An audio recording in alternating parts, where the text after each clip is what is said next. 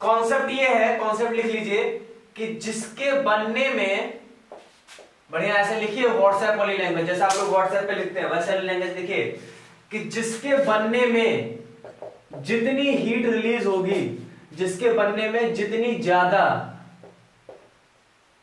Heat release होगी, heat release होगी, जिसका मतलब क्या हो गया कि जिसका जितना जिसका डेल्टा एच एफ मतलब इंथैल्पी ऑफ फॉर्मेशन, जिसका डेल्टा एच एफ जितना निगेटिव होगा वो कंपाउंड उतना स्टेबल होगा। जैसे लिख रहा हूं वैसे लिखिए, वो कंपाउंड उतना स्टेबल होगा। समझे कि नहीं समझे पहले ये बताइए। हिंदी में लिखा हूं इसीलिए एकदम मतलब शुद्ध देसी लैंग्वेज अपनी है व्हाट्सएप वाली। मैंने ये कहा कि जिसके बनने में मतलब कोई भी कंपाउंड के बनने में जितनी ज्यादा हीट एनर्जी रिलीज होगी, जितनी ज्यादा एनर्जी रिलीज होगी, या एनर्जी रिलीज होने का मतलब क्या हो गया कि जिसका डेल्टा एच एफ मतलब जो हीट ऑफ फॉर्मेशन है वो जितने ज्यादा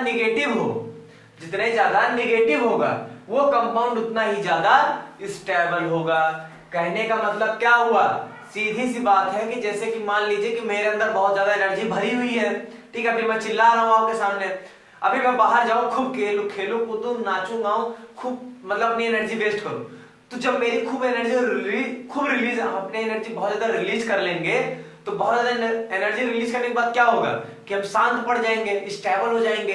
तो स्टेबिलिटी कब आती है, जब एनर्जी लूज कर लेंगे आप, तभी तो स्टेबिलिटी आएगी। जैसे बच्चा बहुत खेल रहा है, वो जब थक जाता है तभी शांति से बैठता है, तभी तो आदमी कहता है कि भैया देखो अब स्थिर हो गए, थक गए भैया तब ये स्थिर हुए हैं। तो सेम वही चीज यहाँ पर भी है कि कोई कंपाउंड जब बहुत ज्यादा जितने ज्यादा एनर्जी रिलीज करेगा और जितना ज्यादा एनर्जी रिलीज करेगा उतने उसका हीट ऑफ फॉर्मेशन निगेटिव होगा। मैंने बताया था अगर हीट एनर्जी निकलती है तो क्या होता है, डेल्टा एच निगेटिव होता है।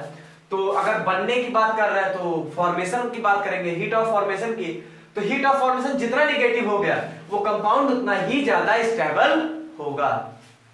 ठीक, ये बात आ गई, इसको एज ए कॉन्सेप्ट नोट कर लीजिएगा, बहुत इंपॉर्टेंट है। कभी कभी ऐसे होता है कि वो क्या करेंगे, आपको एक क्वेश्चन देंगे, कहेंगे बताइए कौन सी रिएक्शन है, ऐसी कौन सी रिएक्शन है, या ऐसा नहीं, मान लीजिए क्वेश्चन वो ऐसा दे सकते हैं, उन्होंने कहा बताइए कि ऐसी कौन सी रिएक्शन है जिसमें वाटर जो है, जैसे उन्होंने वाटर की फॉर्मेशन की रिएक्शन लिखेंगे ऐसे H2 + ½ O2, ठीक है, और फिर इसका डेल्टा HF दे देंगे, कहेंगे वाटर बनने की 4 रिएक्शंस दे देंगे आपको, और सब में अलग अलग उन्होंने हीट ऑफ फॉर्मेशन लिख देंगे और पूछ लेंगे कि बताइए कि कौन सी ऐसी है रिएक्शन जो सबसे ज्यादा स्टेबल है, ठीक है, ऐसे पूछ लेंगे कौन ऐसा रिएक्शन है जिसमें वाटर का जो बनना है वो सबसे ज्यादा स्टेबल है, ठीक है। ऐसा मैं एक एग्जांपल थ्रू बता रहा हूं, बाकी वहां कुछ भी वो दे सकते हैं।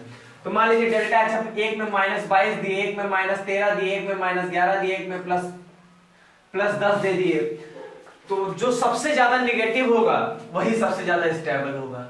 ये मैंने आपको बात बताया है, ठीक है, समझ गए इस बात को। छोटी सी बात है, सीधी लैंग्वेज में लिखिए, नोट कर लीजिए, पॉज करिए, नोट करिए, ठीक है, मैं मिटा रहा हूं। देखिए अगली बात, देखिए आप अगली एक बात देख लीजिए, तब क्वेश्चन कर लेते हैं। जैसे मान लीजिए जनरल रिएक्शन कोई ले लीजिए, A + 2B gives out 3C + 2D दिया गया है, ठीक है, ऐसे ही कोई रिएक्शन है। अगर मैं इसका डेल्टा H लिखना चाहूं, इस रिएक्शन का डेल्टा H, जिसको हम लोग कह रहे हैं हीट ऑफ रिएक्शन, या इसको हम लोग कहते हैं कि enthalpy of the reaction, enthalpy change of the reaction, जो कहिए आप, ठीक है। तो अगर आपको लिखना हो तो आप, अगर मैं ये लिखूं, बताइए क्या ये गलत है? अगर मैं ये लिखूं 3 of delta HF of C plus twice of delta HF of D, delta HF of D, और माइनस वाला यहां नीचे लिख देता हूं, ठीक है, minus delta HF of A plus twice of delta HF of B, अगर मैं ये लिख रहा हूं, क्या ये मैं कुछ गलत लिख रहा हूं? कुछ भी गलत बता दीजिए। देखिए मैंने आपको हीट ऑफ रिएक्शन का एक फॉर्मूला बताया था। क्या बताया था? प्रोडक्ट की हीट माइनस रिएक्टेंट की हीट, मतलब enthalpy of product minus enthalpy of reactant. और फिर मैंने ये भी बता दिया कि एंथैल्पी इज एक्सटेंसिव क्वांटिटी, इसलिए जितना भी यहाँ पे स्टोइकोमेट्रिक कोएफिशिएंट होगा वो मल्टीप्लाई कर दीजिएगा। चलिए इतनी बात समझ में आ गई। आपको सर आप यहाँ कह रहे थे कि एंथैल्पी, और यहाँ लिखे हो एंथैल्पी ऑफ फॉर्मेशन, तो मैंने आपको अभी यही तो समझाया था। क्या बताया था मैं अभी आपको? मैंने आपको यही बताया था कि enthalpy of a formation of a compound is equal to enthalpy of that compound. मतलब अगर मैं यहाँ पर लिखता कि एंथैल्पी ऑफ सी, और जो एंथैल्पी ऑफ सी है वही एंथैल्पी ऑफ फॉर्मेशन ऑफ सी है, इसीलिए मैंने उसको यहाँ से रिप्लेस कर दिया।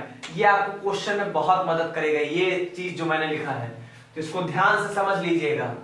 ठीक है, जो मैंने एंथैल्पी लिखने के बजाय मैंने वहां पर एंथैल्पी ऑफ फॉर्मेशन लिख दिया। लिख भी सकते हैं, कोई गलत भी नहीं है। ठीक, अब देखिए इसमें हम लोग कुछ क्वेश्चंस कर लेते हैं। ठीक है, कुछ क्वेश्चंस कर लेते हैं इसमें। जैसे इसने कहा है कि find the delta H of, देखिए मैं डेल्टा एच आर नहीं लिखूंगा। एच आर मतलब जैसे मैं लिखता हूं कि heat of the reaction, enthalpy of the reaction, और डेल्टा एच आर अगर डेल्टा एच भी लिखूंगा मतलब हो गया वो हीट रिएक्शन की हीट या enthalpy of the heat, enthalpy of the reaction. जैसे क्वेश्चन है कि find delta H of CH4 plus twice of O2 gives out CO2 plus twice of H2O। ठीक, CH4 gas, O2 gas, CO2 gas, water liquid. ठीक, और इसकी आपको delta H find करनी इस रिएक्शन की, और दिया क्या गया है? दिया गया है आपको एंथैल्पी ऑफ फॉर्मेशन दिया गया है। एंथैल्पी ऑफ फॉर्मेशन दिया गया किसका? CH4 का दिया गया -80 किलो जूल पर मोल। किलो जूल पर मोल लिखने का मतलब समझते हैं कि एक मोल CH4 को बनाने में 80 किलो जूल ऑफ हीट जो है वो रिलीज हो रही है, क्योंकि यहां नेगेटिव साइन लगा है। ठीक है, ऐसे इन्होंने CO2 के बनने का दिया है कितना? -400 किलो जूल पर मोल, और ऐसे इन्होंने H2O वाटर का दिया है -300 किलो जूल पर मोल। ठीक, क्वेश्चन इतना बड़ा हो, आंसर इसका अगर आप अभी लिखना जब सीख जाएंगे तो एक देख के आंसर टिक कर देंगे। तो देखिए मैंने कहा कि इसको आपको डेल्टा एच लिखना है। अभी मैं आपको बताया था डेल्टा एच कैसे लिखा जाता है। कुछ नहीं, बस डेल्टा HF ऑफ CO2 और plus twice of delta HF of H2O minus हो जाएगा क्या? डेल्टा HF ऑफ CH4 और CH4 और plus delta HF of O2 twice. ठीक, अब इतने बस ये हो जाएगा नहीं हो जाएगा कि भाई इसकी एंथैल्पी क्या हो जाएगा कि इसकी फॉर्मेशन, इसकी फॉर्मेशन, इसकी फॉर्मेशन, इसकी फॉर्मेशन, बस। तो enthalpy of formation of CO2 दिया गया है कितना है? -400, और enthalpy of formation of water तो -600, और minus enthalpy of formation of ये CH4 -80 दिया गया है। अच्छा, आपके दिमाग में आना चाहिए तुरंत कि सर आप अभी बताए तो थे कि enthalpy of formation of O2 is 0। क्यों? क्योंकि एंथैल्पी ऑफ O2 क्या होगा? मैंने बताया था ना, क्वेश्चन में वैसे दिया गया है, और नहीं भी दिया गया तो आपको मान लेना कि स्टैंडर्ड कंडीशन पे बात कर रहा है ये। तो O2 क्या होता है? O2 नेचर में तो फ्री, मतलब नेचर में जो ऑक्सीजन एलिमेंट होता है वो O2 के फॉर्म में एग्जिस्ट करता है, वही यहाँ पर लिखा गया है, तो 0 होगा इसका। वो मैं बता चुका हूं, standard enthalpy of free naturally occurring state is 0। तो बस इसको सॉल्व कर लीजिए, मेरे हिसाब से 1080 आएगा इसमें, वही आपका इसमें आंसर हो जाएगा। ठीक है, कोई दिक्कत? हाँ दिक्कत है सर, आपने कैलकुलेशन गलत किया है। कहां पर कैलकुलेशन गलत हुई? क्या कोई पकड़ा? देखिए वीडियो पॉज करिए, कैलकुलेशन गलती बताइए क्या है। यहां पर मैंने लगाया नेगेटिव साइन, और 80 भी आपका जो है वो नेगेटिव दिया गया है। 80 कितना दिया गया है? -80 दिया गया है, तो यहां पर माइनस लग जाएगा, तो ये आंसर नहीं आएगा। यहां पर बहुत ही सब प्रॉब्लम होती है, छोटी छोटी माइनस प्लस की। प्लस 80 हो जाएगा। ठीक है भाई, इसका माइनस 80 दिया गया, बाहर माइनस है तो माइनस माइनस प्लस नहीं हो जाएगा। तो ये हो गया आपका एक क्वेश्चन। अब आते हैं इसमें दूसरे क्वेश्चन पे, आपके दूसरे क्वेश्चन पे आते हैं। सेम तरीके से दूसरा क्वेश्चन में हम लोग सॉल्व करेंगे। ठीक है, सेम तरीके से देखिए दूसरा क्वेश्चन क्या है।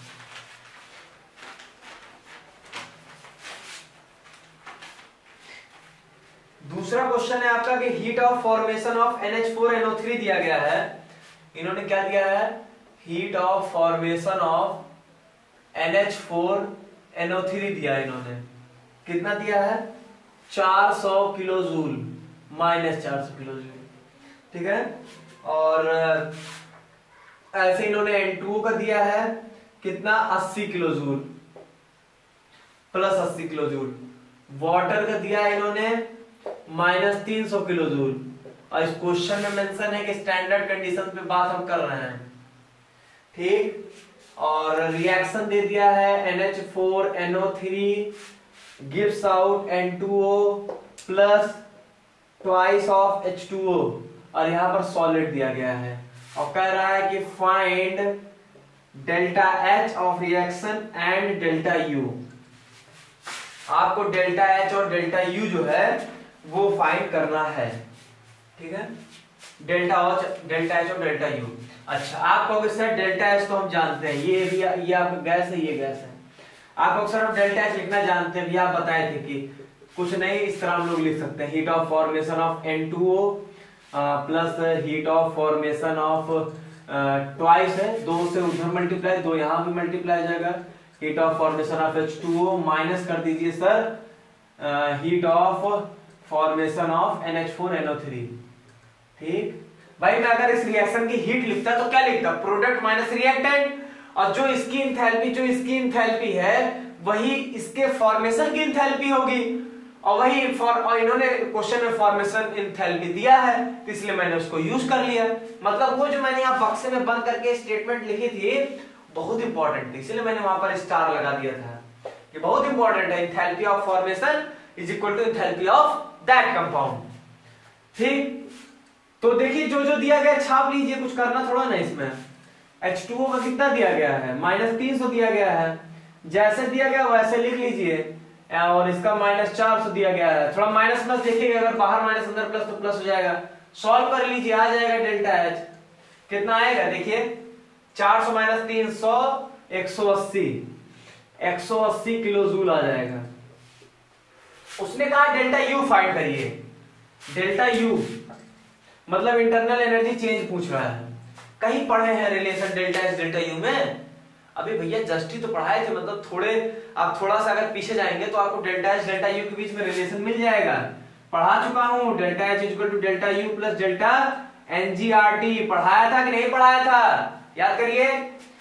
डेल्टा एच आपको पता चल गया, डेल्टा यू नहीं पता है। डेल्टा एनजी मतलब गैस के डेल्टा एनजी मतलब गैस के मोल्स का डिफरेंस देखिए, प्रोडक्ट माइनस रिएक्टेंट कितना है, 1 2 3 माइनस 0, तो 3 into R into T. T temperature मैंने दिया है 298 केल्विन इसका, और यहाँ पर किलो जूल में दिया गया है, तो किलो जूल में दिया गया है। और आपको यूनिट क्या पता होती है आर की?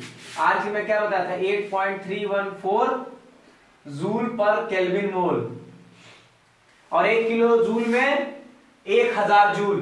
तो 1000 देखिए कन्वर्ट कैसे करेंगे आप, 1000 जूल में 1 किलो जूल होता है, तो 1 जूल में 10 की पावर माइनस 3 किलो जूल, तो 1 जूल में 10 की पावर माइनस 3 किलो जूल, तो इतने जूल में, तो 8.314 इंटू 10 की पावर माइनस 3, ये हो जाएगा आपका किलो जूल पर मोल यूनिट। अब इसको यहां पे ले जाकर रख लीजिएगा और तब सॉल्व कर लीजिएगा, आपका डेल्टा यू यहां से निकल आएगा। ठीक, समझ गए इस बात को मेरे? कोई दिक्कत, कोई problem? Delta H delta U का रिलेशन बहुत इंपॉर्टेंट होता है, उस समय बोल रहा था, आज भी बोल रहा हूं, तो उसको अच्छे से ध्यान रखिए। ठीक है, ऐसे आपको घुमा सकता है।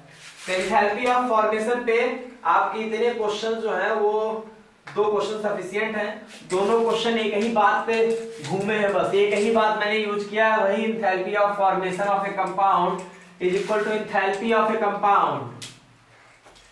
एक बात को क्लास में 10 बार बोलना कोई अच्छा नहीं लगता है, बस मैं इसलिए बोल देता हूं एक ही बात 10 बार, ताकि आपके दिमाग में बैठ जाए वो चीज। मतलब इस चीज से तो आप गलती बिल्कुल नहीं करेंगे, और इस चीज से गलती नहीं करेंगे तो यहाँ पर कोई गलती भी नहीं होगी, क्योंकि ऐसा कोई क्वेश्चन ही नहीं आएगा।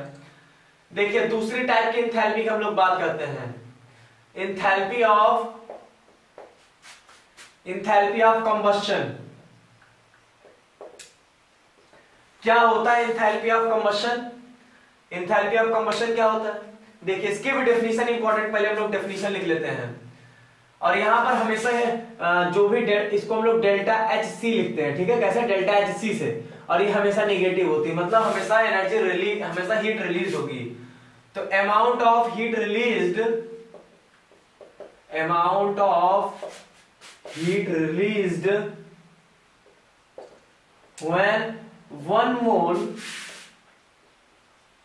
when 1 mole of compound is combusted, when 1 mole of a compound is combusted in presence of excess amount of O2, in presence of excess amount of O2, मतलब क्या हो गया? मतलब ये हो गया कि जब किसी कंपाउंड का एक मोल, किसी कंपाउंड का, मान लीजिए वो कंपाउंड हम लोग ले लेते हैं यहाँ पर कोई भी कंपाउंड ले लीजिए, मान लीजिए कि यहाँ पर हम लोग ले लेते हैं CH4, ठीक है, मान लीजिए मैंने मीथेन ले लिया, तो इसका एक मोल, पहले बहुत बड़ी बात क्या है, एक मोल, जब इसका एक मोल का कंबस्शन किया जाएगा in the presence of excess amount of oxygen, मतलब क्या हो गया कि आपको एक्सेस अमाउंट लेना है, मतलब एक्सेस अमाउंट का मतलब होता है मैक्सिमम अमाउंट, जितनी जरूरत हो आपको मैक्सिमम अमाउंट की, उतने मैक्सिमम अमाउंट ऑफ ऑक्सीजन आप ले सकते हैं। अच्छा लेंगे, और अगर किसी हाइड्रोकार्बन का कंबस्शन किया जाता है तो H2 और CO2 बनता है, ये आपको पता होना चाहिए। ठीक, जब आपको ये बात हो गया, इसके बाद आपको क्या करना है, रिएक्शन को बैलेंस कर लीजिए, लेकिन यहां पर और कुछ नहीं आएगा, ये कहीं मोल होना चाहिए।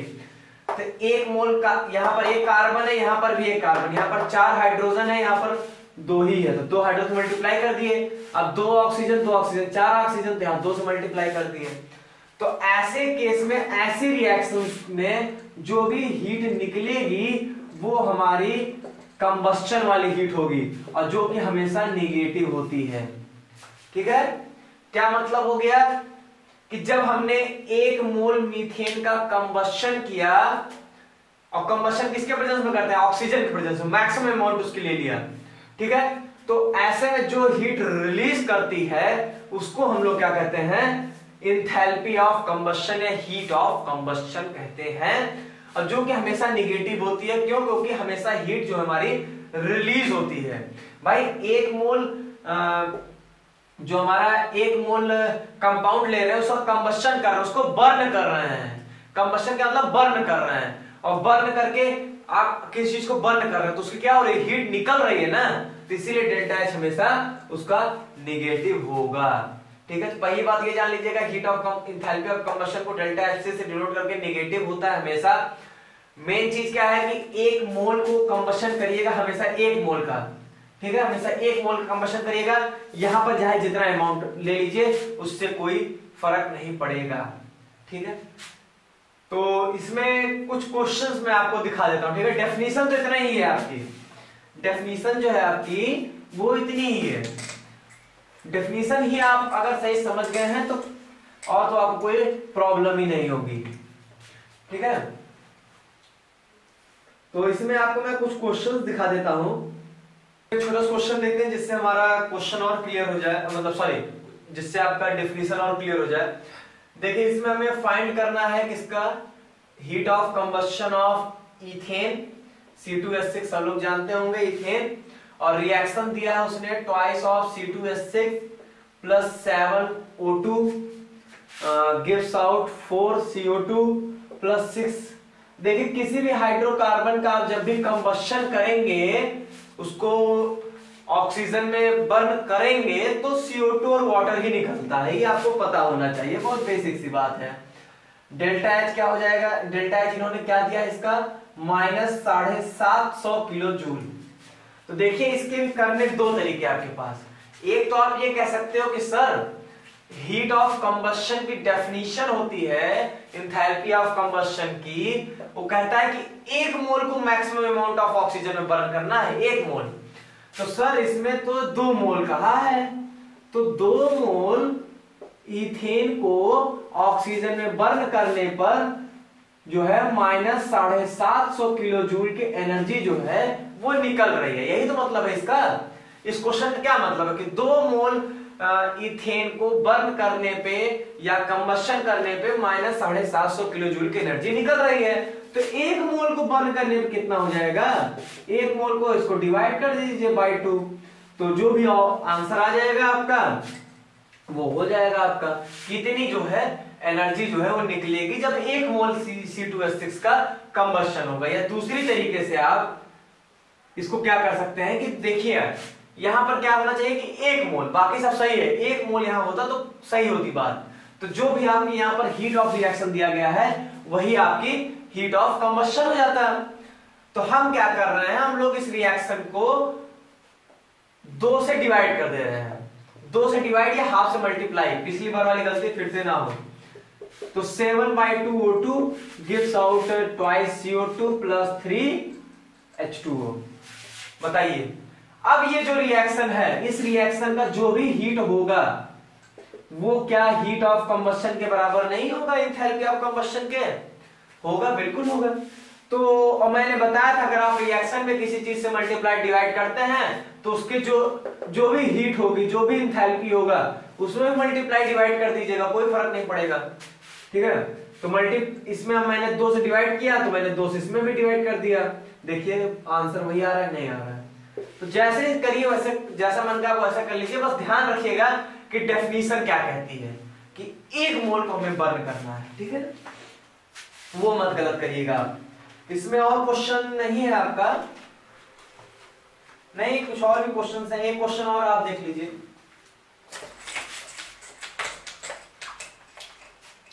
होता क्या था कि मैं जनरली जो है मोबाइल पे क्वेश्चंस अपने रखता हूं, लेकिन इस बार क्या हुआ कि कुछ ऐसे लगातार शेड्यूल्स पड़ गए कि मोबाइल में नहीं रख पाया, तो जो मैंने नोट वोट किया था वही मैंने डायरेक्ट ले लिया कि उसी से डायरेक्ट आप लोगों को क्वेश्चंस करा देता हूं, ठीक है। मोबाइल में थोड़ा समय लगता है उसको रखने में,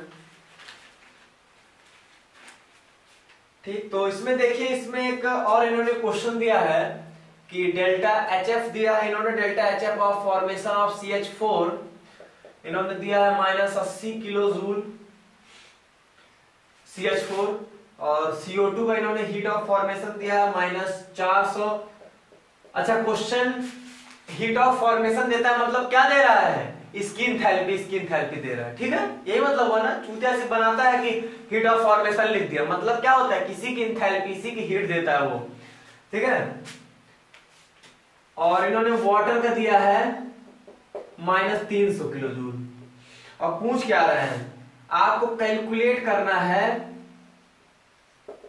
calculate amount of heat involved, amount of heat evolved, amount of heat evolve, evolve मतलब समझते हैं ना, इवॉल्व मतलब निकलना, बाय बर्निंग, देखिए क्वेश्चन थोड़ा सा घूम के आया है, by burning 1 metre cube of CH4 under normal condition. Normal condition मतलब समझ गए ना, नॉर्मल कंडीशन मतलब वही हो गया 25 डिग्री सेल्सियस 1 एटमॉस्फेरिक प्रेशर, ठीक। तो इन्होंने कुछ ऐसा दिया, ठीक। अब देखिए ये क्वेश्चन था इनका, इन्होंने हीट ऑफ फॉर्मेशन इतने के दिया और फिर कह रहे हैं कि भैया मीथेन के 1 मीटर क्यूब को बर्न करने पर जो हीट निकलेगी उसकी वैल्यू बताइए। पहले आप मीथेन को बर्न कर दीजिए, CH4 plus O2 maximum amount of oxygen मैंने बर्न कर दिया, CO2 और H2O निकलेगा, ये पता है सबको, ठीक। इसको जब हम लोग बैलेंस करने जाएंगे तो मेरे हिसाब से यहाँ पर हम 2 से मल्टीप्लाई कर देंगे, 2 से मल्टीप्लाई कर देंगे तो हमारा यहाँ पर भी 2 से मल्टीप्लाई हो जाएगा। कुछ और चेंजिंग तो नहीं होनी चाहिए ना मेरे हिसाब से, और नहीं, बस रिएक्शन बैलेंस हो गई। 1 मोल मीथेन जो है इतने मैक्सिमम अमाउंट ऑफ ऑक्सीजन में बर्न कर दिया गया। तो यहाँ का इस रिएक्शन का जो भी डेल्टा H होगा वो हमारा delta HC heat of formation के बराबर होगा। और रिएक्शन का डेल्टा H मैंने निकालना बताया था, प्रोडक्ट माइनस रिएक्टेंट, और प्रोडक्ट माइनस रिएक्टेंट करिए तो सबकी पर्टिकुलर एंथैल्पी लिखने से बजाय आप एंथैल्पी ऑफ फॉर्मेशन लिख दीजिए CO2 और प्लस एंथैल्पी ऑफ वाटर 2 से मल्टीप्लाई, और ऐसे ही माइनस कर दीजिए CH4 की। अब मुझे ना बोलना पड़े कि enthalpy of formation of O2 is 0, ठीक है, 4-6 बार एक्सप्लेन कर चुका हूं। अब देखिए CO2 की दिया गया है, कितना दिया गया है, -400। वाटर का कितना दिया गया है, -300, और माइनस कर लीजिए CH4 का कितना दिया गया है, -80, तो -80 लिख दीजिए। ये क्या आ जाएगा आपका डेल्टा H, मतलब वही डेल्टा HC आ जाएगा, हीट ऑफ कंबस्शन आ जाएगा। हीट ऑफ कंबस्शन आ जाएगा, कितना आएगा देखिए, मेरे हिसाब से -700 + 80 -620 किलो जूल आ गया। लेकिन आप एक चीज ध्यान दीजिए कि मैंने क्या निकाला, मैंने निकाला कि 1 मोल मीथेन को बर्न करने में कितनी हीट लग रही है, वही मैंने निकाला ना, कितनी हीट इवॉल्व हो रही, कितनी हीट निकल रही, मैंने वो लगाया, वो निकाला है मैंने 1 मोल मीथेन का। 1 मोल CH4 को बर्न करने में -620 किलो जूल की एनर्जी जो है वो निकल रही है। इसने 1 मीटर क्यूब पूछा है, 1 मीटर क्यूब, ठीक। याद करिए मैंने आपको कुछ पढ़ाया था मोल कॉन्सेप्ट में, आप लेक्चर ऑलरेडी देख चुके हैं उसका। मोल कॉन्सेप्ट में मैंने बताया था कि 1 मोल में 22.4 लीटर वॉल्यूम होता है एट STP RNTP, बताया था ऐसा कुछ, स्टैंडर्ड मोलर वॉल्यूम। मैंने मोल की डेफिनेशन में तीसरे पॉइंट पे आपको लिखा था कि मोल ये भी हो सकता है कि volume of any gas upon standard molar volume, और स्टैंडर्ड मोलर वॉल्यूम मैंने बताया था 22.4 लीटर, बताया था 22.4 लीटर मैंने आपको उसका स्टैंडर्ड मोलर वॉल्यूम की वैल्यू बताया था STP और NTP, और STP और NTP वाली कंडीशन भी यही होती है, ठीक है। तो कहने का मतलब क्या हो गया कि 1 मोल में 22.4 लीटर होता है। तो हम लिख सकते हैं कि 1 मोल CH4 को बर्न करने में -620 किलो जूल की एनर्जी अगर निकल रही है तो मतलब 22.4 लीटर CH4 को बर्न करने पे भी -620 निकलेगी। लेकिन उसने 1 मीटर क्यूब पूछा है, तो कन्वर्ट करना पड़ेगा सर। तो कन्वर्ट करेंगे तो क्या हो जाएगा, कन्वर्ट करेंगे तो ये हो जाएगा कि 1 लीटर में 10⁻³ मीटर क्यूब होता है। 1 लीटर में आपका 10⁻³ मीटर क्यूब होता है। तो 22.4 में कितना हो जाएगा, 22.4 × 10⁻³ मीटर क्यूब CH4 में कितना हो जाएगा। तो अगर इतने में इतना है तो इतने में कितना हो जाएगा वो आप निकाल लीजिए, ठीक है। कोई दिक्कत इसमें, पहले 1 का निकाल लीजिएगा डिवाइड करके, फिर इसको उधर मल्टीप्लाई कर दीजिएगा, ठीक है। तो ये आपको निकालना है, ठीक, इसमें कोई प्रॉब्लम नहीं, ठीक। तो ध्यान दीजिए उसने कहा 1 मीटर क्यूब ऑफ CH4 को, ठीक है। तो 22.4 लीटर हुआ, इतना मीटर क्यूब हो गया, में 620 निकल रही है। तो 1 मीटर क्यूब में कितनी हो जाएगी, -620 बटे 22.4 × 10⁻³ इतने किलो जूल निकलेगी। समझे नहीं समझे, इसमें कोई प्रॉब्लम तो नहीं थी ना भाई। 1 मोल मतलब 22.4 लीटर, 22.4 लीटर मतलब 22.4 × 10⁻³ मीटर क्यूब। इतने मीटर क्यूब में इतनी एनर्जी निकल रही है, तो 1 मीटर क्यूब उसने पूछा है, तो 1 मीटर क्यूब में निकाल लीजिए बस।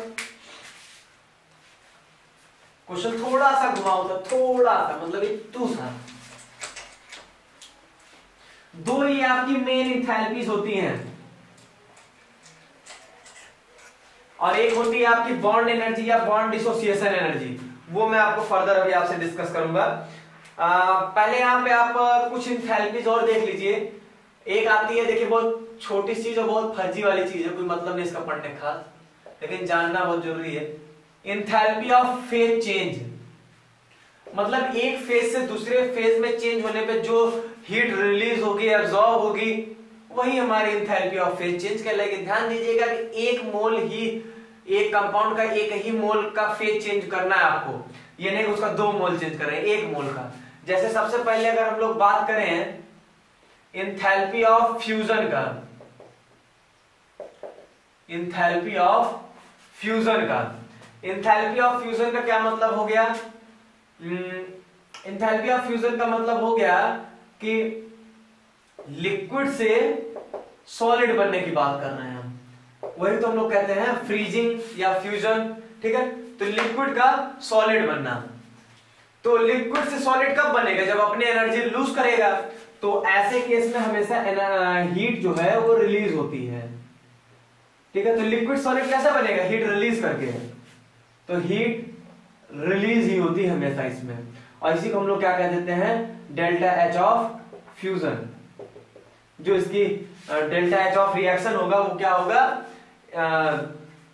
एंथैल्पी ऑफ फ्यूजन, ठीक है। जैसे कि मान लीजिए कि वाटर लिक्विड जो है वो जाके वाटर सॉलिड बन जाए, मतलब आइस, और ध्यान दीजिएगा कि इसका 1 मोल ही रहे, ठीक है। कितना? 1 मोल, बस 1 मोल से 2 मोल नहीं जाना चाहिए। अच्छा, ये एंथैल्पी ऑफ फ्यूजन है, या इसको आप फ्रीजिंग भी लिख सकते हैं यहां पर। ऐसे आप मेल्टिंग भी देख सकते हैं भाई, H2O सॉलिड से H2O लिक्विड भी तो बनता है, H2O सॉलिड से H2O लिक्विड, मेल्टिंग। लेकिन यहां पर ध्यान देने वाली क्या बात है? H2O सॉलिड से लिक्विड मतलब आइस से वाटर कब बनेगा? एकदम अपने मतलब बेसिक चीज सोचिए कि अगर मुझे वाटर को आइस में बदलना है तो आप सॉरी आइस को वाटर में बदलना है तो क्या करते हैं आप? जैसे मान लीजिए आपके फ्रिज में बर्फ जम गई तो आप क्या करते हैं? बाहर निकाल कर रख देते हैं। बाहर क्यों निकाल देते हैं? क्योंकि होता क्या है, वो बाहर निकालने से क्या होगा कि बाहर की हीट जो है वो उसको लिक्विड में कन्वर्ट कर देती है। या अगर हम बर्फ को हमें पानी बनाना है तो उसको हम गर्म कर दें तभी तो वो बन जाएगा। मतलब हमेशा इसमें हीट हमें देनी पड़ती है, तो हीट एब्जॉर्ब होती है इसमें, ठीक है। इसमें डेल्टा एच जो होगा वो हमेशा नेगेटिव होगा, इसमें डेल्टा एच हमेशा पॉजिटिव होगा। ये एक्सोथर्मिक रिएक्शन होती है और ये आपकी एंडोथर्मिक रिएक्शन होती है, एंडोथर्मिक रिएक्शन, ठीक है। इस केस में अरे भाई जब आप आइस को हीट दोगे तभी वो पानी बनेगा, सीधी सी बात है बस। तो हीट देना मतलब डेल्टा एच पॉजिटिव है आपका यहाँ पे, एंडोथर्मिक रिएक्शन मतलब रिएक्टेंट हीट एब्जॉर्ब करके तब प्रोडक्ट बनाएगा, ठीक है। ये बात समझ गए। और एक बात ये भी देखिए आप कि जो फ्रीजिंग वाली रिएक्शन है उसी का उल्टा ही तो है ये। जब भी रिएक्शन हम पलट देंगे तो डेल्टा एच पलट जाएगा। अगर मान लीजिए कि जैसे मान लीजिए कि ए से बी कोई रिएक्शन, इसके लिए डेल्टा एच अगर नेगेटिव है तो बी से ए के लिए डेल्टा एच आपका पॉजिटिव हो जाता है। बहुत छोटी सी बात है लेकिन ध्यान दीजिएगा। अगर इसमें हम किसी चीज से मल्टीप्लाई कर दिए, मान लीजिए 2 से मल्टीप्लाई कर दिए तो ट्वाइस ऑफ डेल्टा एच हो जाएगा, ठीक। ये सब छोटे छोटे पॉइंट्स जानते रहिए। और इसको बताया नहीं जाता है, टीचर्स मेनली बताते नहीं है। रीजन क्या होता है? क्या कहते हैं कि अरे मैंने बताया तो था कि एंथैल्पी एक्सटेंसिव क्वांटिटी होती है, अमाउंट ऑफ मैटर डिपेंड करेगी। अब 1 मोल की बात कर रहे थे तो डेल्टा एच, 2 मोल की बात करेंगे तो 2 डेल्टा एच, क्या पूछना है इसमें। लेकिन मैं आपको बता दे रहा हूं क्योंकि बच्चे यही छोटे छोटे चीज गलती करते हैं। बच्चे का, मैं खुद भी एक बच्चा ही हूं अभी, ऐसा नहीं मैं बुढ़वा हो गया कोई, ठीक है। तो ऐसा नहीं कि हम कोई बुढ़े उड्ढे हैं, हम भी बच्चे ही हैं, लेकिन हम भी ऐसी गलतियां करते हैं इसलिए आपको बता रहे हैं। अच्छा, एंथैल्पी ऑफ फ्यूजन हो गया। अब एंथैल्पी ऑफ ऐसे वेपराइजेशन आप देख सकते हैं, enthalpy of vaporization. Enthalpy of vaporization समझ रहे हैं क्या हुआ? एंथैल्पी ऑफ वेपराइजेशन मतलब लिक्विड से वेपर बनना, मतलब वही गैस, ठीक है। और ये तभी बनेंगे जब आप लिक्विड को हीट देंगे, लिक्विड को हीट करेंगे, हीट देंगे तभी वो वेपर बनेगा। मतलब इसका डेल्टा एच ऑलवेज पॉजिटिव होता है, एंडोथर्मिक रिएक्शन होती है हमेशा, ठीक। जैसे आप देख सकते हैं कि वाटर लिक्विड से वाटर वेपर बन जाए। और ध्यान दीजिएगा 1 मोल ही लीजिएगा, नहीं सब गलत कर देंगे। अगला देखिए, एंथैल्पी ऑफ ऐसे आप देख सकते हैं सब्लिमेशन, क्या चीज? Enthalpy of sublimation. Sublimation process क्या होता है? सॉलिड से गैस, ठीक है, सॉलिड से सीधे गैस। तो सॉलिड में जब भी आप हीट करेंगे तभी गैस बन सकती है। और देखिए इसका भी डेल्टा एच हमेशा पॉजिटिव होता है, क्यों? क्योंकि हम लोग हीट देते हैं, निकलती बलती नहीं है, हीट हमें देना पड़ता है। और देखिए सॉलिड से पहले लिक्विड बनेगा और लिक्विड से देन गैस बनता है। ये आप जानते हैं ना, ये एक प्रोसेस है, डायरेक्ट वाला सब्लिमेशन हो जाएगा। इसका जो भी मान लीजिए इसका 1 मोल लेके मैंने 1 मोल ये बना दिया, सॉरी 1 मोल लेके उसको मैंने अगर गैस में कन्वर्ट कर दिया, तो जो भी हमारी हीट एनर्जी हमें देनी पड़ी वो हमारी क्या हो जाएगी? Enthalpy of sublimation. लेकिन ये प्रोसेस ऐसे भी गुजर सकता है कि सॉलिड से लिक्विड देन लिक्विड से गैस। तो सॉलिड से लिक्विड जाने वाला क्या हो जाएगा भाई? सॉलिड से लिक्विड जाने वाला प्रोसेस क्या कहलाएगा? मेल्टिंग वाला हो गया। मतलब उसे हम लोग इंथैल्पी ऑफ क्या कह देंगे? फ्यूजन कह सकते हैं। और लिक्विड से वेपर क्या हो जाएगा? लिक्विड से गैस जाने वाले क्या हो जाएगा? अभी मैंने बताया था लिक्विड से गैस, उसको हम लोग क्या कहते हैं? Enthalpy of vaporization. मतलब कह सकते हैं कि इंथैल्पी ऑफ सब्लिमेशन जो है वो enthalpy of fusion plus enthalpy of vaporization के बराबर होगी, ठीक है। Enthalpy of sublimation equal to enthalpy of fusion plus enthalpy of vaporization. अच्छा यहीं पर देखिए एक आप लोग नाम सुने होंगे, अभी मैं उनको अच्छे से डिस्कस करूंगा। हेस लॉ नाम सुने? देखिए हेस लॉ यहीं से आता है, यही है हेस लॉ। यही हेस लॉ क्या कहता है कि किसी भी रिएक्शन की जो इंथैल्पी चेंज होता है डेल्टा एच को इंथैल्पी चेंज भी कहते हैं ना, मैं कहा था ना, इसको हम लोग इंथैल्पी चेंज भी कह सकते हैं। डेल्टा लगा दिया मतलब चेंज की बात कर ही रहे थे, इंथैल्पी चेंज। तो किसी भी रिएक्शन की जो इंथैल्पी होती है वो कांस्टेंट होती है।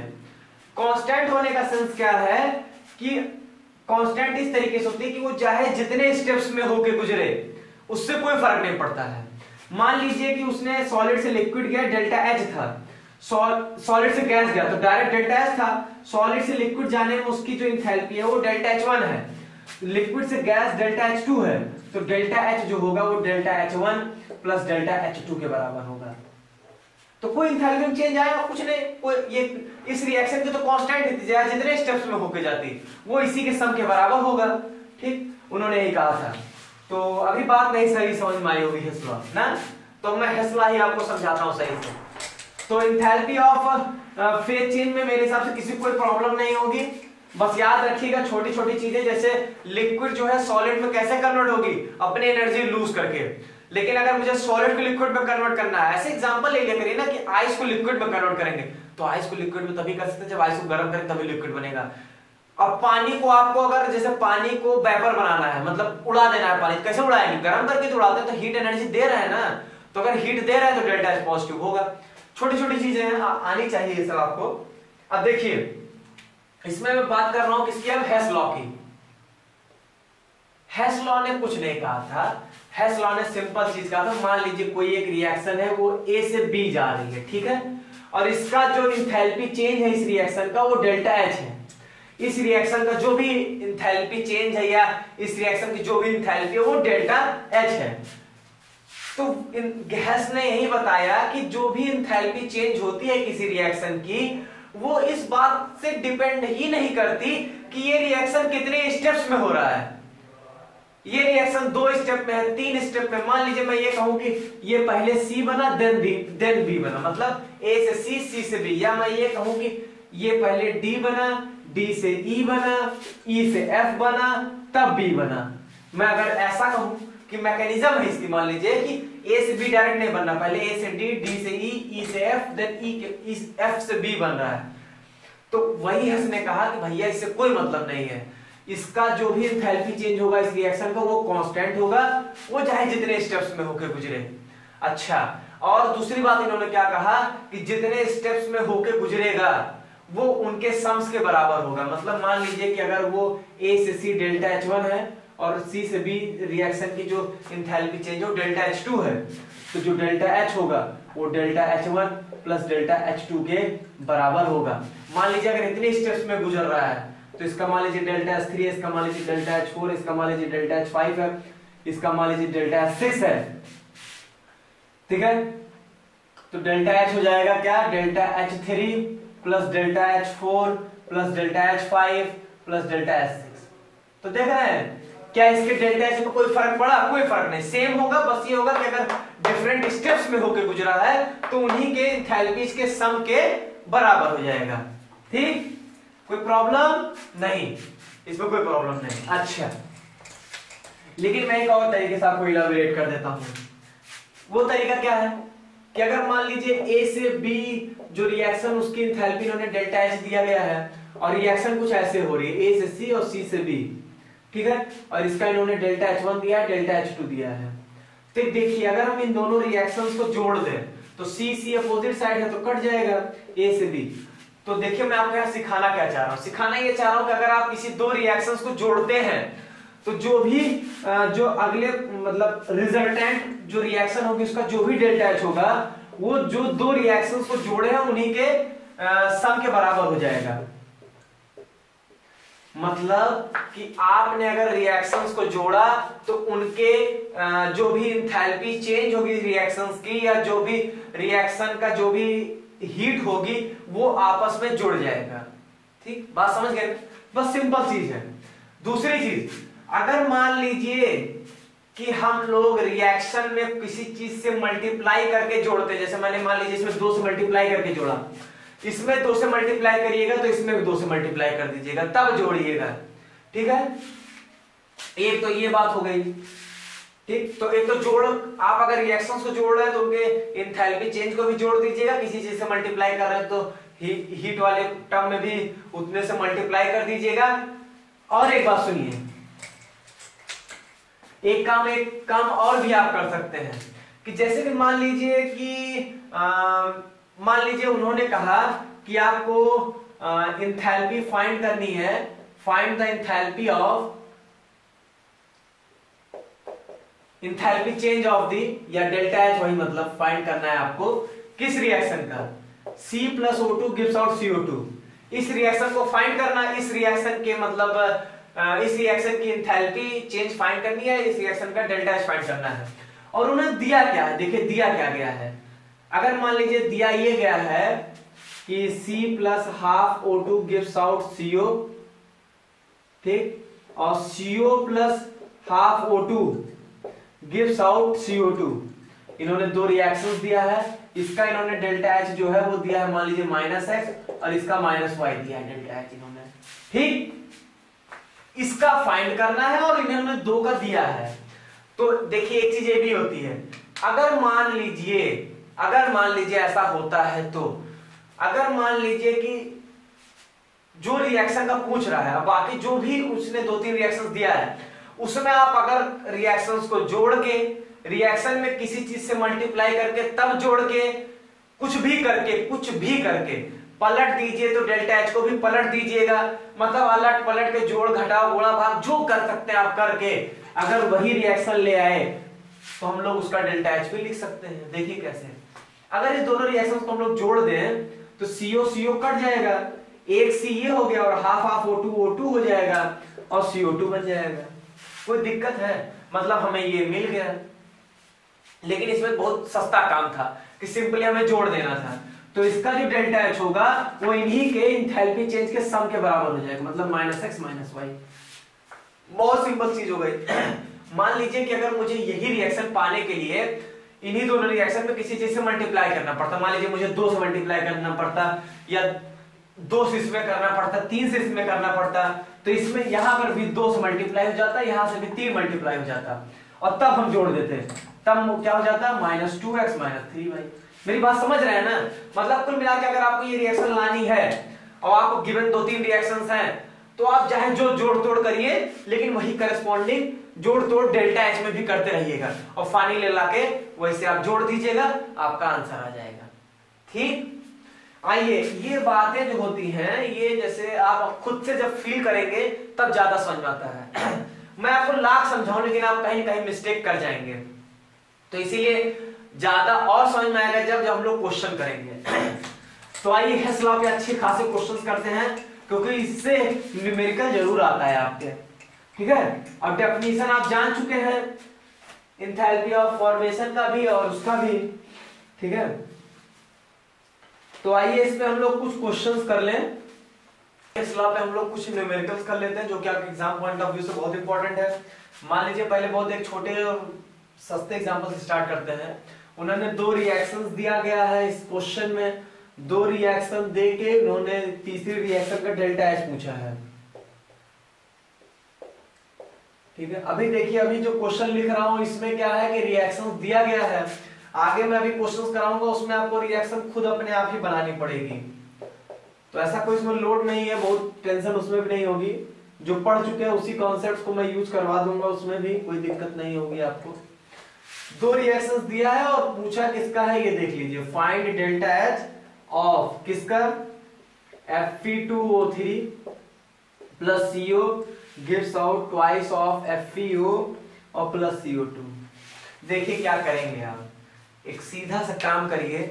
ऐसे क्वेश्चंस को करने का तरीका एक ही है कि इन दो रिएक्शंस में कुछ भी जोड़ तोड़ करके गुणा भाग जो करना हो कर लीजिए, लेकिन फाइनली इस रिएक्शन पे पहुंचिए और जो भी जोड़ तोड़ जो कुछ भी करिएगा वो इसमें भी करिएगा, डेल्टा H1 में भी डेल्टा H2 में भी। ठीक है, और जोड़ तोड़ करने का भी तरीका होता है। देखिए आपको फाइनल रिएक्शन में चाहिए क्या, उसी हिसाब से काम करिए। आपको फाइनल रिएक्शन में Fe2O3 चाहिए, चाहे जैसे Fe2O3 चाहिए तो दूसरे में कहीं पर Fe2O3 है नहीं, पहले से Fe2O3 मिलना है, तो मतलब पहले रिएक्शन को तो एज इट इज हमें लिखना है। ठीक है, पहले लिख लीजिए। अभी मैं लिख दे रहा हूं, दूसरे क्वेश्चन में लिखूंगा भी रिएक्शन, ऐसा आप लोग तेजी से समझ में आएगा। ठीक है, तो मतलब पहली रिएक्शन को एज इट इज लिखना है, मतलब उसके डेल्टा H1 को भी एज इट इज लिखना है, क्योंकि Fe2O3 सीधा सीधा चाह रहा है ना, उसमें कुछ 1 2 3 4 कुछ नहीं चाह रहा है। दूसरा ये CO चाह रहा है। ठीक है, CO देखिए 3 CO यहां से मिल रहा है और 1 CO यहां से मिल रहा है, लेकिन इसको सिर्फ 1 CO चाहिए। 2 CO मतलब इस 3 CO में से 1 CO 2 CO में हटाना पड़ेगा। हम एक काम कर रहे हैं, हम रिएक्शन को पलट के लिख रहे हैं। क्या कर रहे हैं, रिएक्शन को पलट के लिख रहे हैं। अब देखिए दूसरी रिएक्शन को हम पलट दे रहे हैं। अच्छा, पलटने का एक और रीजन अभी देखिएगा, समझ में आ जाएगा। Fe plus CO2 gives out FeO plus CO। देखिए रिएक्शन जब आप पलटेंगे तो डेल्टा H क्या हो जाएगा, डेल्टा H का साइन बदल जाएगा, 16 किलो जूल हो गया। ठीक है, नेगेटिव से पॉजिटिव, पॉजिटिव से नेगेटिव। अभी मैंने यहाँ पे आपको A B का करके बताया था, अगर A से B डेल्टा H1 है तो B से A क्या हो जाता है, माइनस डेल्टा H1। ठीक है, बताया था ना, सेम चीज है। ठीक, मैंने रिएक्शन को दिया पलट। अब ये कह रहा है कि CO, एक सिंगल CO चाहिए, वो भी इधर। तो अगर मैं इस रिएक्शन में 2 से मल्टीप्लाई कर देता हूं, ठीक है, 2 से पूरे रिएक्शन में मैंने मल्टीप्लाई कर दिया, तो यहां पर 2 CO हो जाएगा। तो 3, अब देखिए कोई चीज अगर इधर लिखी तो उसको हम लोग माइनस करके इधर लिख सकते हैं। मान लीजिए अगर हम 2 से मल्टीप्लाई कर देते हैं तो क्या हो जाएगा, twice of Fe, twice of CO2, twice of FeO और प्लस ट्वाइस ऑफ CO। मैं बता दे रहा हूं किससे आंसर आ गया, अब आपको दिमाग नहीं लड़ाना। अब इसको भूल जाइए बीच वाले को। ठीक है, बीच वाले से आपको मतलब नहीं है। अब मैंने मल्टीप्लाई करके लिख देना है यहाँ पर। अब इसको देखिए, तो अगर मैं दोनों रिएक्शंस को जोड़ता हूं, इस दोनों रिएक्शन को, पहला ये हो गया, दूसरा ये, 2 से मल्टीप्लाई किया इसलिए ये इधर 32 किलो जूल हो गया डेल्टा H2।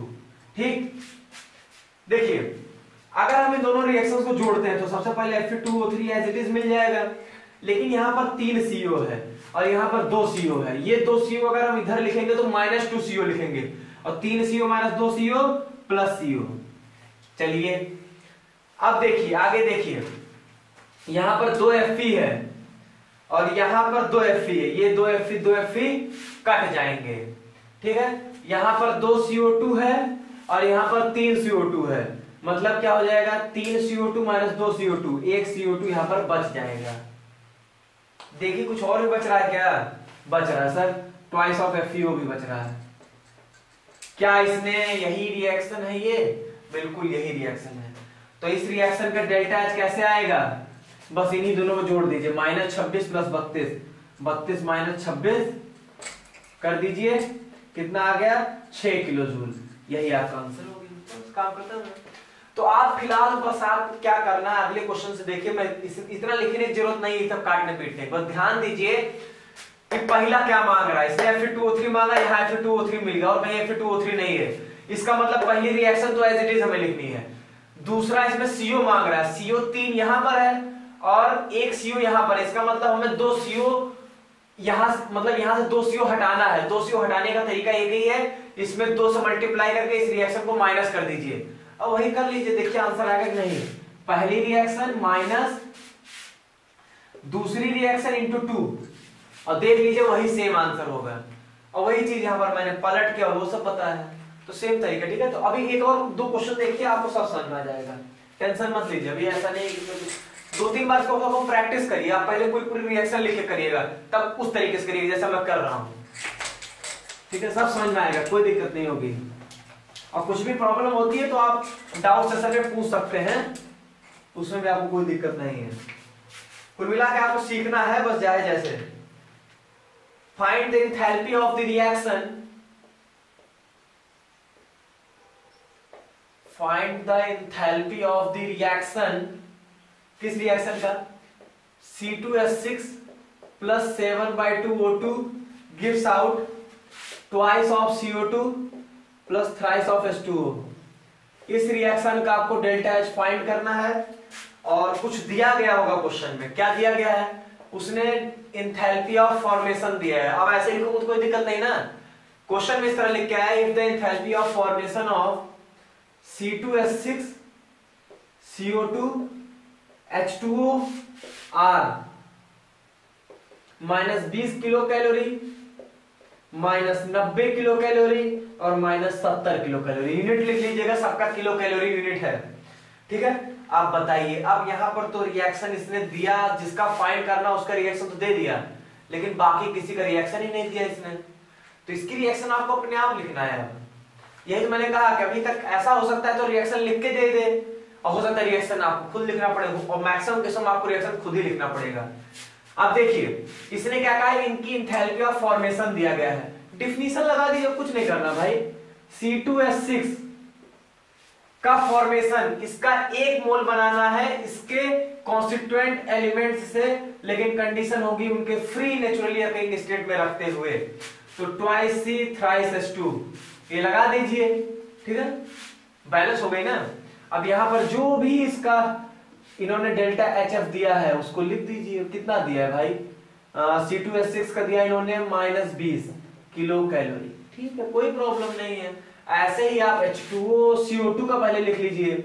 अब CO2 को बोलने की दिक्कत है नहीं, C+O2 और डेल्टा HF इन्होंने दिया है -90 किलो कैलोरी, ठीक है, और H2O दिया इन्होंने, और H2O H2 + ½ O2 से मिलके बनेगा, और इसका इन्होंने डेल्टा HF दिया है -70 किलो कैलोरी। अच्छा, अगर आपसे पूछा जाए कि तीनों में जैसे C2H6 CO2 और H2O में जो रिएक्शंस मैंने लिखा है, जो भी डेल्टा HF लिखा है, उस हिसाब से अगर पूछा जाए तीनों में स्टेबल सबसे ज्यादा कौन है, मैंने कुछ 3 लाइन की एक स्टेटमेंट लिखी थी हिंदी लैंग्वेज में, उसमें मैंने आपको बताया था कि अगर आपको स्टेबिलिटी बतानी पड़े तो कैसे बताएंगे।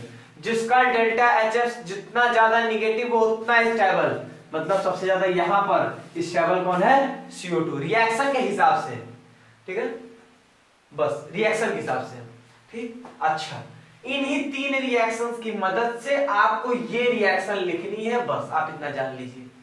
उसी में आपको जोड़ तोड़ करनी है, तो जोड़ तोड़ करने की मैंने तरीका बताया आपको। सबसे पहले देखिए आपको C2H6 मिल कहां रहा है, कहीं मिल रहा है C2H6, तो आपको अगर C2H6 सर इधर मिल रहा है तो कहोगे अच्छा C2H6 इधर मिल रहा है और यहां पर C2H6 यहां मिल रहा है, इसका मतलब में पहली रिएक्शन पलटनी है। जब भी आपको लगे कोई रिएक्शन हम पलट के लिख सकते हैं, अपना फायदा देखिए आपको कहां से हो रहा है, आपको जहां फायदा रहा वही काम करिए। आपको अगर फायदा हो रहा है BH वर्ड से तभी तो आप BH वर्ड पढ़ रहे हैं, तो यही काम आपको यहां भी करना है कि C2H6 को पलट के लिख दीजिए। वही है कि अपनी प्रमोशन हमको खुद ही करना पड़ता है। हम लोग की प्रमोशन अगर हम लोग अच्छा पढ़ा रहे होंगे तो आप लोग हमारी प्रमोशन जरूर करेंगे, ये हम लोग आशा करते हैं, लेकिन अभी तो हम लोग को अपनी प्रमोशन खुद ही करना है ना, तो इसलिए बीच बीच में BH वर्ड बोलना जरूरी होता है। तो देखिए पहले रिएक्शन तो हम लोग क्या कर रहे हैं, पलट के लिख रहे हैं, क्योंकि हमें इधर चाहिए, तो पलट के करने के लिए क्या होता है, माइनस लगा देते हैं, तो -1 कर दिया मैंने। चलिए फिर इन्होंने क्या किया, 7/2 O2 लिया है। अच्छा 7/2 O2 छोड़ दीजिए क्योंकि O2 कई जगह पर है ना, तो समझ में नहीं आएगा O2 के बारे में भी। O2 मत करिए, जो चीज क्लियर उसको करिए पहले। इधर CO2 मांगा इन्होंने, CO2 कितनी जगह पर है, एक ही जगह पर है, और 2 CO2 मांगा है, इसका मतलब रहेगा इधर ही, तो इसमें हमें प्लस करना है दूसरी रिएक्शन, लेकिन 2 से मल्टीप्लाई करके, क्योंकि हमें CO2 इधर चाहिए ना, और 2 CO2 चाहिए। H2O फिर मांगा है, H2O का 3 चाहिए और इधर ही चाहिए, कोई दिक्कत नहीं, मतलब प्लस तीसरी रिएक्शन में 3 से मल्टीप्लाई कर दें, तीसरी रिएक्शन में 3 से मल्टीप्लाई कर दें। अच्छा क्या देखिए, मतलब मैंने 3 चीजों की बात क्लियर कर दी, 3 चीजें बहुत आसानी से आ गई। मैंने O2 की बात नहीं की, लेकिन देखिएगा इतने करने से O2 ऑटोमेटिकली आएगा। देखिए कैसे, अगर आपने पहली रिएक्शन को पलट दिया है तो C2H6 इधर आ गया। देखिए मैं लिख दे रहा हूं, एक बार और लिख दे रहा हूं बस, C2H6 twice of C plus thrice of H2, ये हो गया। मैंने कहा दूसरी रिएक्शन को एज इट इज रहने दीजिए, इसलिए मैंने प्लस लिखा है, लेकिन 2 से मल्टीप्लाई कर दीजिए, तो 2C plus 2O2 gives out 2CO2। तीसरी रिएक्शन को एज इट इज लिखना है, बस 3 से मल्टीप्लाई कर दीजिए, 3H2 3/2O2 gives out 3H2O, लिख दिया ना। अब तीनों रिएक्शंस को उठा के जोड़ दीजिए, देखिए क्या होता है। C2H6 तो एज इट इज मिल गया। बात करें कि ट्वाइस C की, तो ट्वाइस C कट गया, 3H2 यहां से कट गया, 2CO2 यहां पर है, वो उधर बनेगा जाके, लेकिन यहां पर ऑक्सीजन जुड़ रहा है, कितना 3/2 प्लस 2 जोड़ लीजिए, कितना हो जाएगा 7/2, 7/2 ऑक्सीजन आ गया।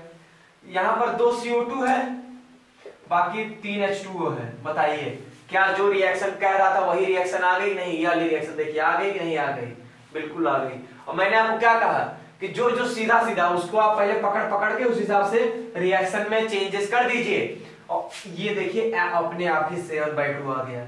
अब जो जो आप रिएक्शन में चेंजिंग किया वही डेल्टा एच में उसके कर दीजिए।